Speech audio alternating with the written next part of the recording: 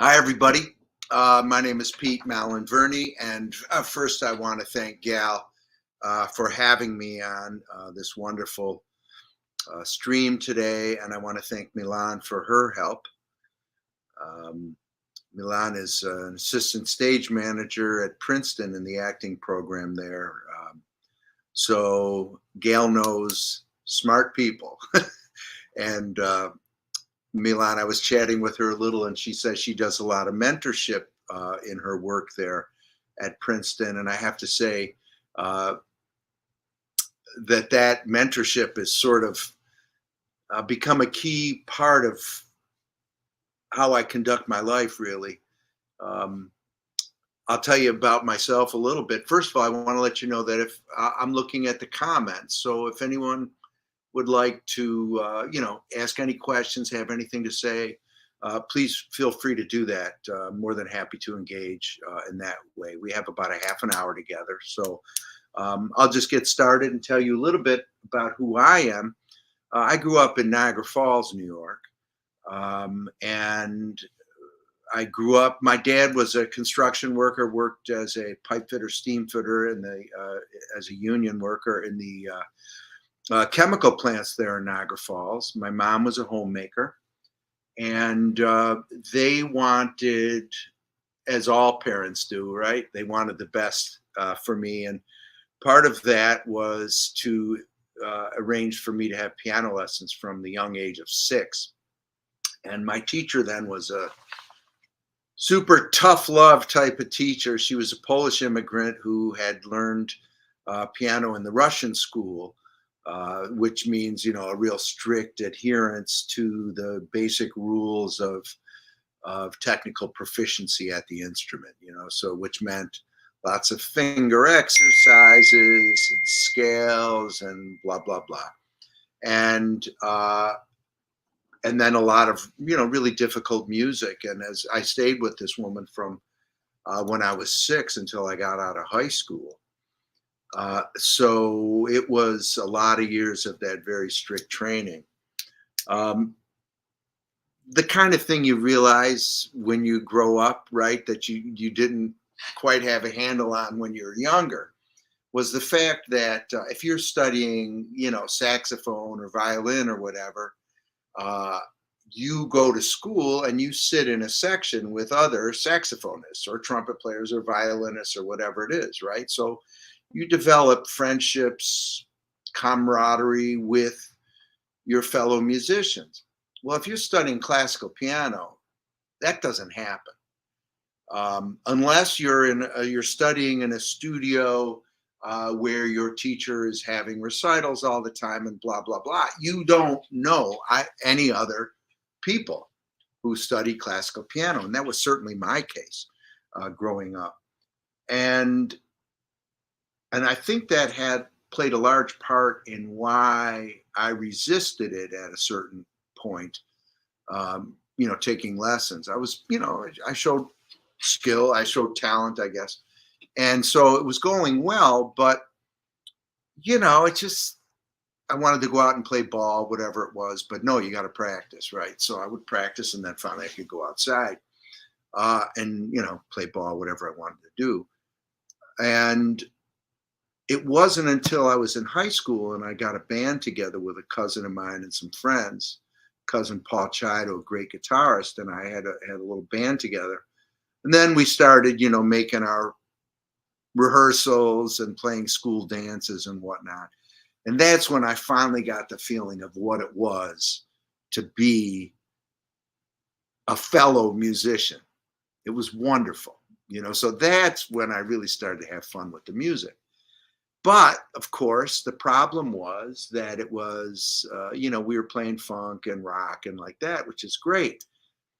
But unfortunately, I think young musicians in that style don't learn really how to modulate their dynamics.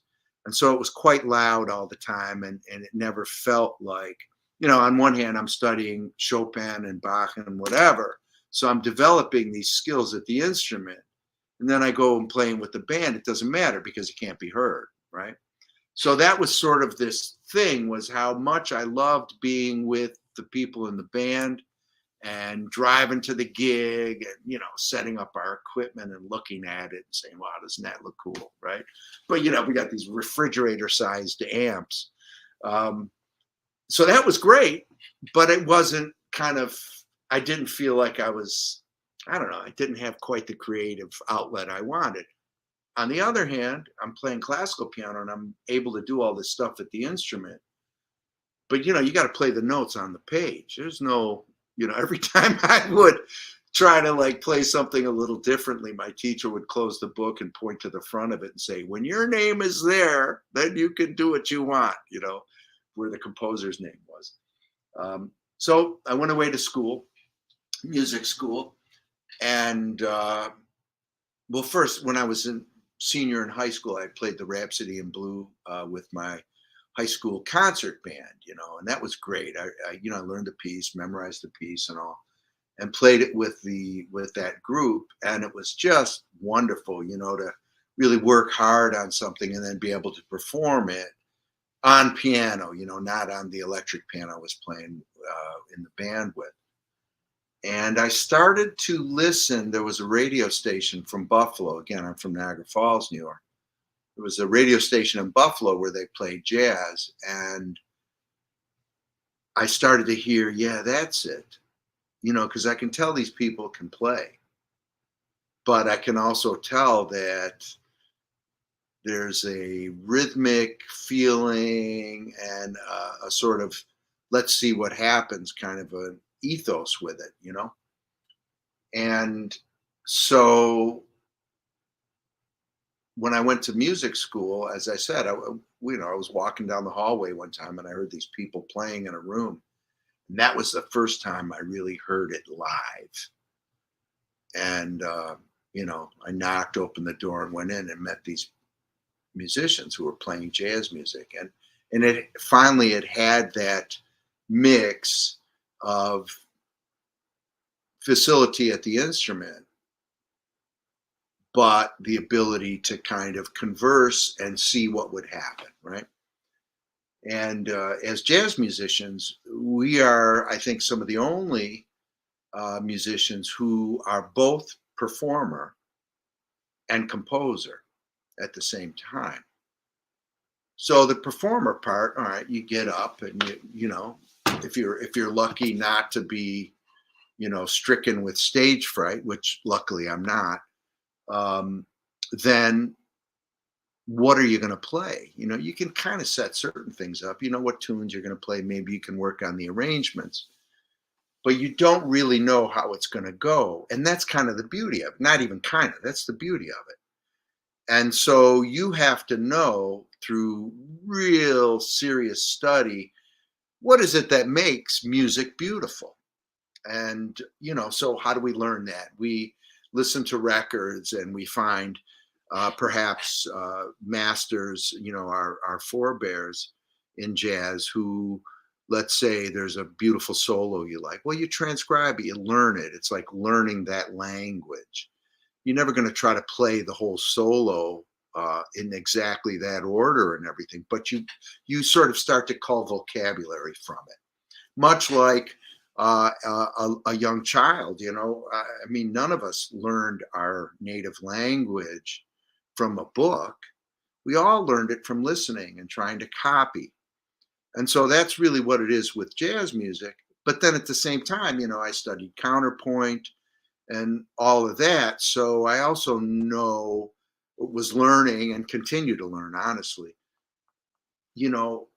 how the musical elements fit together, rhythm and harmony and melody and form and texture, how they all fit together to make good music. And then when you're in a group setting in jazz, now you have to be listening. And if one of your colleagues plays something, you should play something in reaction to that. You don't want to play the same thing back at that person, really. That's sort of an amateurish thing to do.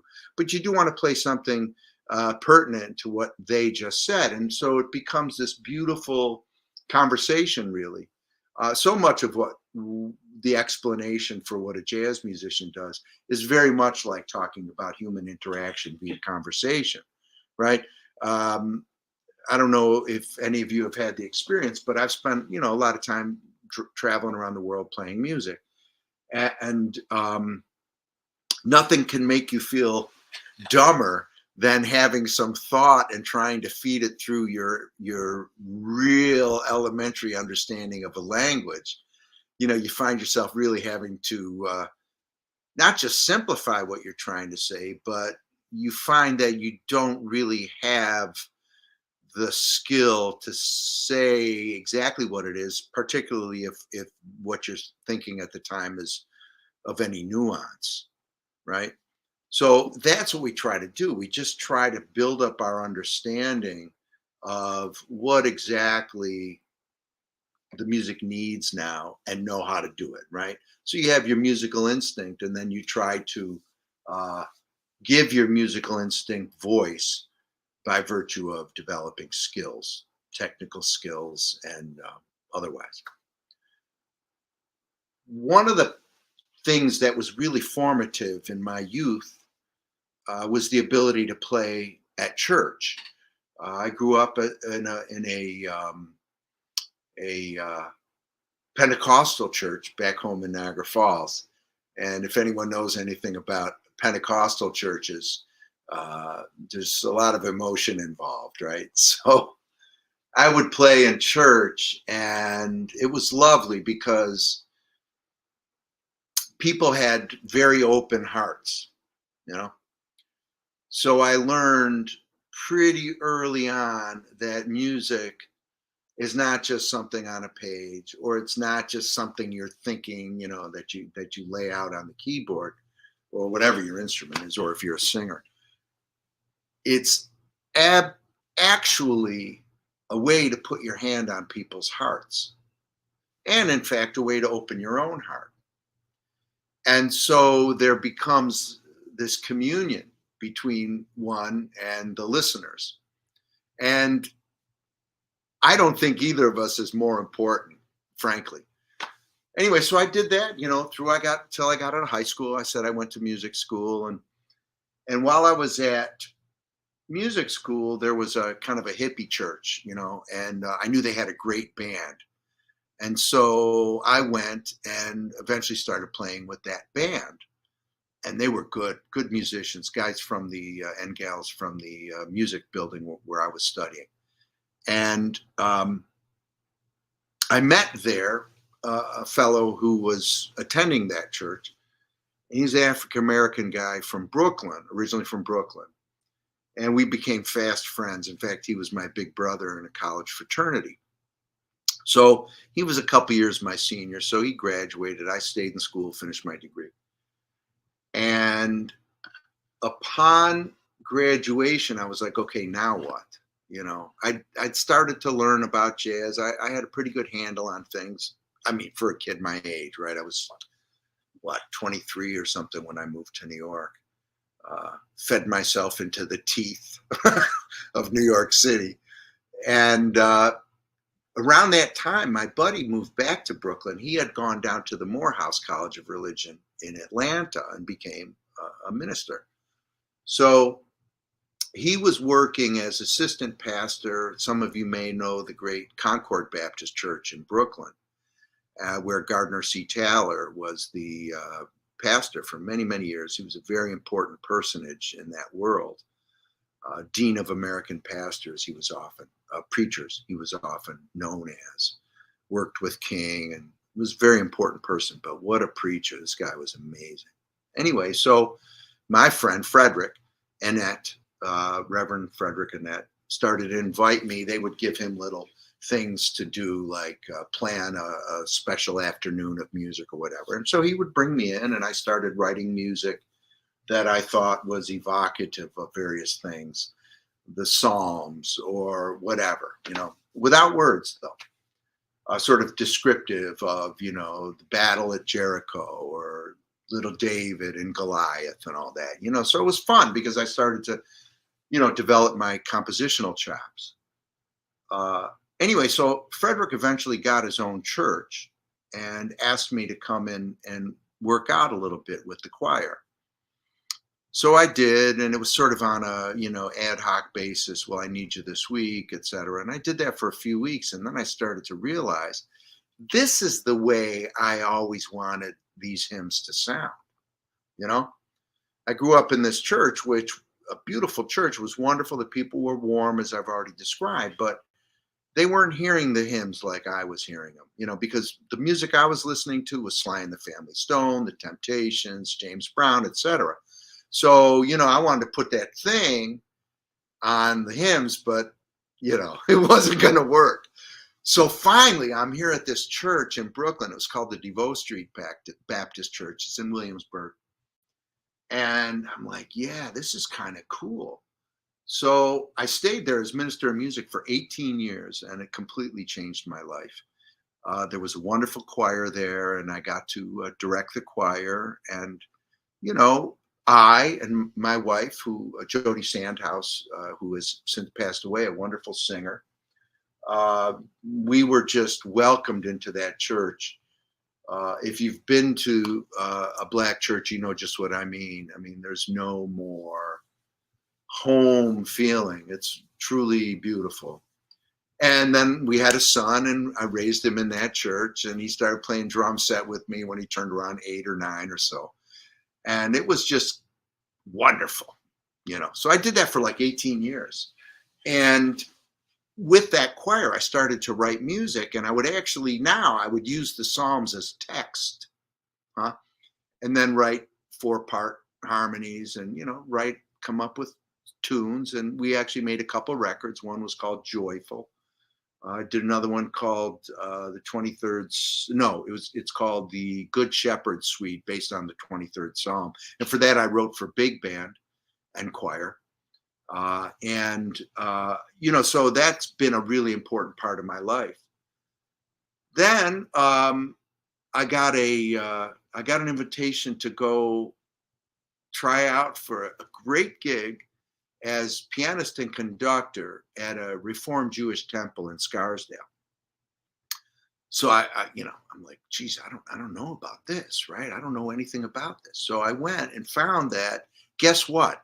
The people there had the same open hearts, great musicians there. So all I had to do was kind of, I guess, get a feeling for what that music was, and then arrange it. And they commissioned me to write a few pieces, in Hebrew, but it's the same thing, right? It's music of the soul, music of the heart. Again, if you open your heart and let the audience know you're there for them, or the congregation, it'll work. But it took me a minute. I remember being at the church one time in the DeVoe Street Church, and we're rocking, and the choir is just beautiful. They're just swinging. And, I'm doing my thing. My son is, taking care of business at the drums. And I'm like, this feels so good. And I haven't thought once about what to play. But it sounds great. It feels right. I said, well, why then, when I go on the bandstand, am I worried about, do I sound sufficiently like I know what I'm doing, And it occurred to me, well, because when I'm at church, and now when I'm at the temple, I also play at a church in Pound Ridge Community Church now. But when I'm in those settings, I'm just acting as vessel, right? Receiving the music and giving it, right? It's the only thing, really. Your talents or your gifts are the only things that you must re-gift. You don't keep it for yourself. It's not really yours anyway, and we can go into all kinds of discussions about where talent comes from, depending on your philosophical, spiritual, or religious bent. You may have opinions on that, but it doesn't really matter. The point is, it's not yours to keep, So I kind of started to try to bring that out onto the bandstand when I perform. And if you've ever seen me work, you know that I talk to the audience and I just let them know, hey, this is for you. we could do this in a practice room, but it doesn't feel as good. Why? Because you're not there. So I encourage my audience to react. That's the other great thing about the Black church, man, that I wish everyone would figure out. If the music's good, you're supposed to exhort the band or whoever, go ahead. It's beautiful. I like that. If it's not happening, I feel kind of funny. I feel like, geez, don't they know I love them? So so I kind of try to make a plan. I don't beat them over the head with it, but I do try to make the point to the audience that yes, this is for you, and they react really well. Now, during COVID, this is where I sat for 5 or 6 hours a day during COVID, right here at my piano. And I was playing Bach, because to me, another church musician, Bach was the original bebopper. If you check out his music, it can be analyzed vertically. This chord goes to that chord, et cetera, but it all flows in voices, right? So it's imagine like a school of fish swimming along. They're doing their thing, and all of a sudden, like a beam of sunlight comes down, and illuminates where all the fish are at any one given moment. Well, okay, that's a chord, let's say, but then they keep swimming, and then they meet up here again, and that's another chord. But the music flows horizontally, not vertically, right? Music is not a photograph; it's a movie, So studying studying Bach to the extent that I did during COVID really sort of reinforced that with me. Not to mention all those hours a day at the instrument really got me feeling pretty fly there, So now that we're back out playing again, I really am feeling free, and I'm feeling like, at least I'm being a good steward of my gift, and so then it's worth sharing. Coming out of COVID, the performance thing had kind of started up a little bit again. And I decided it was time to make a new recording, a trio record. Because I've made quartet records and solo piano records and trio records, and I made a duo record, with a great violinist. We played tangos and stuff on it, Juliet Kurtzman. I've done I wrote for big band, did all that stuff, but the trio is kind of what I really have done most of, So I made these arrangements of the music of Leonard Bernstein. Oh, thanks, Alexa. She says she likes the record. So you're the one. Anyway, so I had made all these arrangements because I had written a 4-horn book of Leonard Bernstein's music for his centenary year. And it featured Joe Lovano on. It was great, but it was kind of a one-off, right? How easy is it to book 8 pieces somewhere? Not too easy. So most of my playing, gigs is in trio setting. So I started to work that music out on trio dates. And so I decided, okay, I'm going to go into the studio and do this. And I did. We went into Rudy Van Gelder's studio, and the bassist Ugonna Okegwo, wonderful musician and a dear friend that I play with a lot. He's the bassist on the record. And then I asked to join us a great drummer from the West Coast, whom I knew sort of tangentially. My first recording was a trio record with Mel Lewis and Dennis Irwin, recorded at Van Gelder's. And Jeff Hamilton we kind of became pen pals because Mel was a mentor of his. And so we kind of became pen pals. We'd see each other at conferences and festivals and stuff. So I thought, I'm going to call Jeff and see if he wants to do it. And he did. He flew out here and we made the record. We made a couple rehearsals, and then, played some gigs about 4 or 5 days in a row. And then we went in and made the record. And going back to what I was talking about before, about the stronger and richer your vocabulary becomes, the more able you are to have conversation in the moment, right? and not just be able to talk, but really to be able to get someplace in your conversation. You know what I mean? You've been in conversations with people where you really feel enlightened, illuminated, something. You really feel like you got across what you were thinking, and you were fed by what your partner in conversation had to say. And that's like exactly what I felt like what was happening in the studio that day. These two musicians, Ugana Okegwo and Jeff Hamilton, are very generous musicians, big ears, and know everything they can do on their instruments. So that when we were playing, it was real free and loose, and everything was really beautiful. And the musicians listening will know what I say, what I mean when I say, this is the first record I've made that I can actually listen to pretty close to having made it. Other stuff I got to wait years, until you forget what you were trying to do. Right. But this thing, I really like listening to it. It's called On the Town. Pete Malinverni plays Leonard Bernstein. It came out on, I think, January, a couple of weeks ago, February, whatever it was. It came out a few weeks ago. And it's on Planet Arts label, which is a wonderful small label run by a guy named Tom Bellino, who's a very soulful person. But I'm really excited about listening to it and hearing that kind of conversation that happens. And I picked a great composer's music to play with, right? Because Leonard Bernstein, he has this ability to write simple things.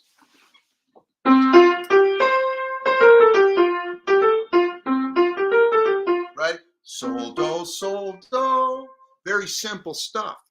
But then there's all this really beautiful formal and harmonic thing happening underneath it. So there's a lot of fodder there for us to play with, for me to have thought about as for arrangements.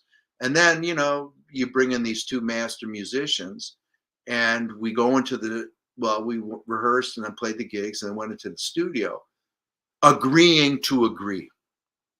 Nobody was trying to make themselves sound good. The whole thing was about making each other sound good.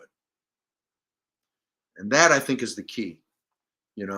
Develop your skills, try to make your colleagues sound as well as possible. And always remember that music is to be shared. We are to evoke and express feeling and share that.